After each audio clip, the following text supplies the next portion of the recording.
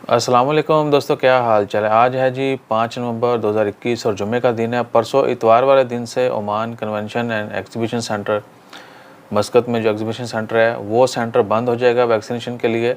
उसके बाद जो है खारजियों के लिए जो वैक्सीनेशन सेंटर है वो एक सिबला मतरा है, जो कि सुबह 8 से दोपहर 2 बजे तक ओपन रहेगा। इस दौरान खारजी वहाँ पे जाके वैक्सीन लगवा सकते हैं।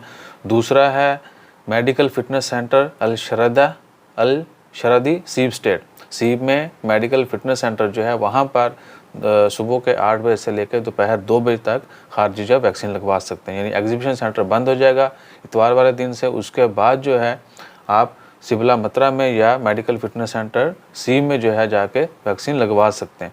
और ओमानियों के अलावा जो है ऑलमोस्ट हर स्टेट के अंदर जो है वो सेंटर हैं वो वहाँ पे जाकर लगवा सकें। खारजियों के लिए ये 2 सेंटर होंगे मस्कत के अंदर। बाकी कुरियात के हवाले से पहले ही वीडियो डाल दी जा चुकी है।